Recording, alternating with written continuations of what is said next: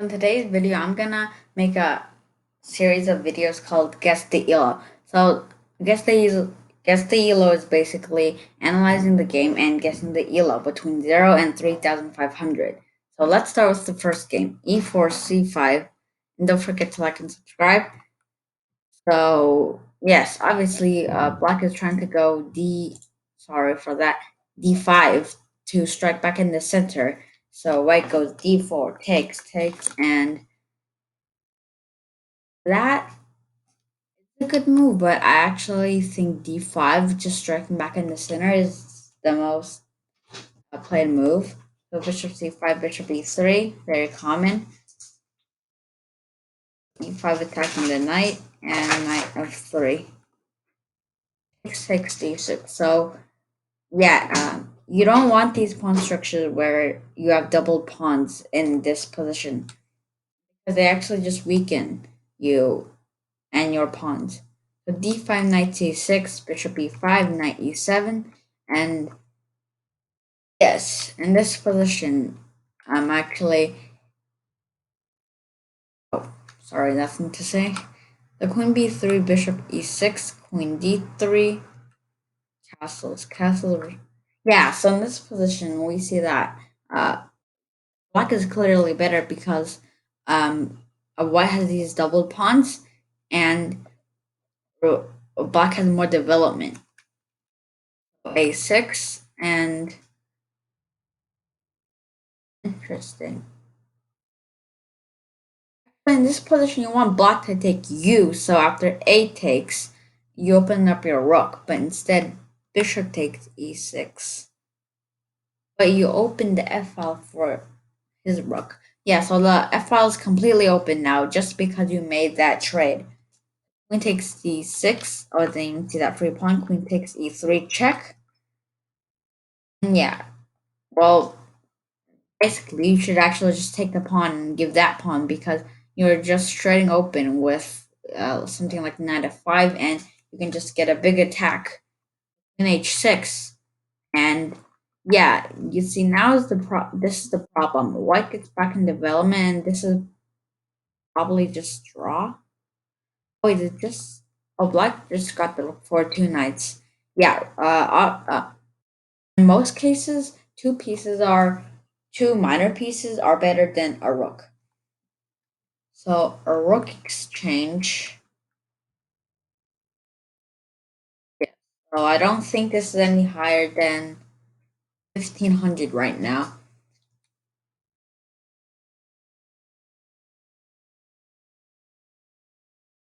Well, I mean, trading queens is like just benefits white because I think rook here, d5, just get one of the pawns and you win. Oh no, but there's knight c3. Okay, so rook b1, good. Knight g3. H2, knight takes e4, rook takes b4, knight c3. 5 e4 a3 e3 rook c5 e2. So yeah, there's no way to stop promotion. So rook takes e3 on queen, and yes, black resigned here. I mean white resigned here. I think this is about 1,200 because right here you see that this is a good opening, but I don't like bishop c5. I think d5 is better. Or like I think this is 1,200 because maybe I would consider knight g3 in this position. But yeah, this is completely fine. But like, what is queen d5? What does queen d5 threaten? Queen d5 obviously is a mistake. And queen d3, really interesting. Well, if you're gonna go to d3, why can't you just go to d3 like in this position? And also, yeah, trading bishops is also an accuracy because you open up blacks or rooks. So I'm gonna think. Yeah, and black knows that two knights are better than a rook. So I'm gonna go. 12 to 1300. But like you can only do like insert one number, so I'm gonna do 1250. And if this is any higher or any lower, then white just needs to practice some chess. Oh, 1350. I was so close. Oh, yes. Just 100 points. Next game. Let's go. This is a short game, only 20 moves. I think I saw a game like Chessbrot made, and it's like you gotta make 1120 moves, and it could be one of those videos. For these three, already I'm thinking this is around 1000 because no one plays this these days. Like knight f3, bishop c4 are like the main lines. E3 is black copying because d6 is also bad. You block this bishop, but white blocks this bishop. F3, bishop e6, c4, bishop e7, bishop e2, knight f6, b4, knight b7. K4. Yeah, I don't really like this pawn storm on the queen side because then black just like develops. But if your pawn storm on the queen side is successful, then you can actually get some advantage. Good, closing down position. Yeah, but now you see black has an outpost here, and you can't even attack it because white controls the square that um, white could attack it. And this pawn is also passed, but it can't really push itself. Oh, wait. Second. Knight h4, knight f5, and knight h6. They're knight dance. Okay, fine. And if it. I mean, like, what is this move? You just sacrifice the knight, right?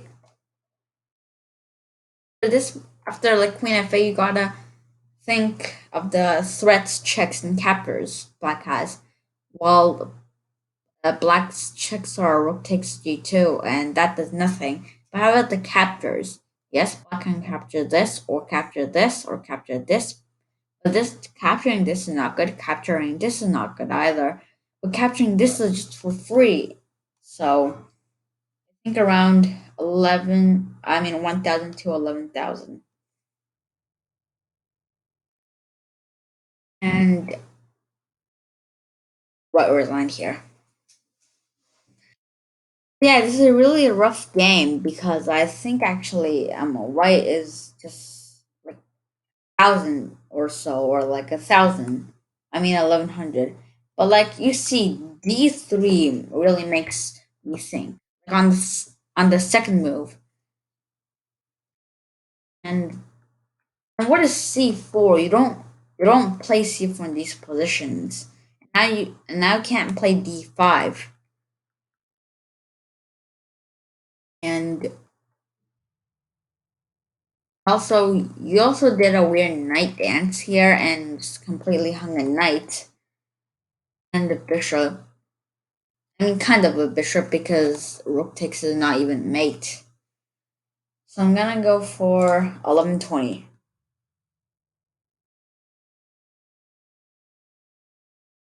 Oh, this dude's 1400 after all these inaccuracy. 1400. Let's go to our final game. So we have d4, d5. What's that? Already again on move set on the second move and an accuracy. Like what is bishop g5? A mouse slip? Did you meant to go here? It is now f6. And what is bishop h4? Another. Yeah, this has to be like around 1,000. And but good, you played this is the problem with f4 and c4 and these queen or king pawn positions. You just weaken your e pawn or d pawn. Oh yes, now they're playing professional chess. And yeah, so you should pawn storm when there's opposite castling and white is not pawn storming. Oh yes, you should always put rooks behind the pawns to pawn storm. And white is ready to like push everything, but black got him first, and this open h file could actually get it some advantage. Let's move past. You see, white is very like passive right now, and maybe even down material. No, not down material. I mean, but like black has the advantage because bishop is better than knight in endgames because bishop has longer ranges than knight.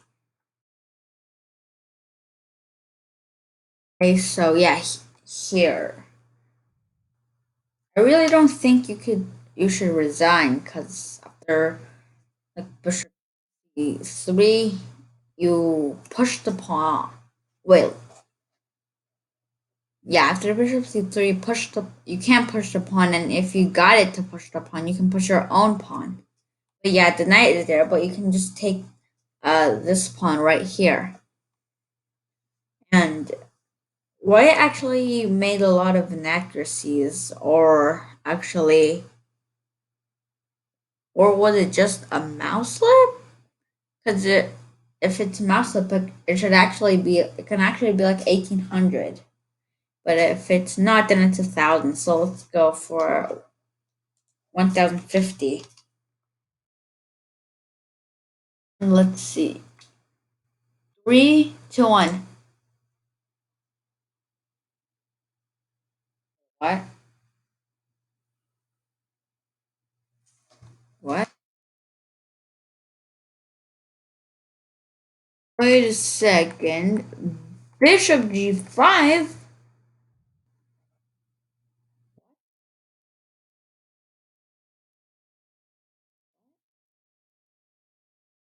Like, why would a 2100 play bishop g5? Let's check the game on chess.com. So this was blitz.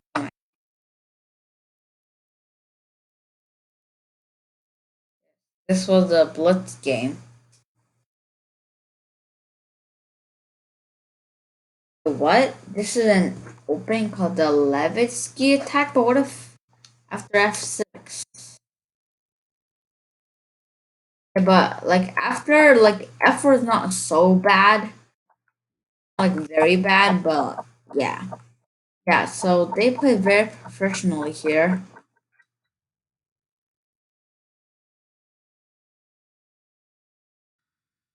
Yeah, so here black was better, and white just won a lot of pawns like this.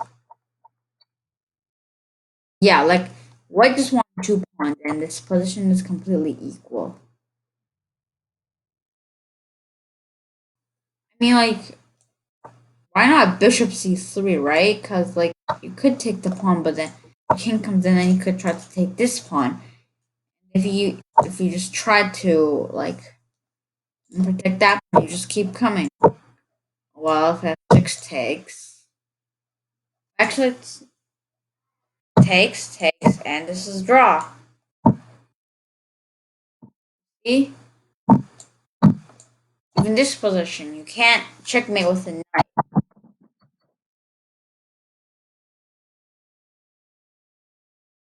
Or wait, let me see what happened. Wait, I think black lost on time. So yeah, that's it for this video. Please like and subscribe, and also check my friend's channel. He is called I Know Who You Are, and make sure to subscribe to him.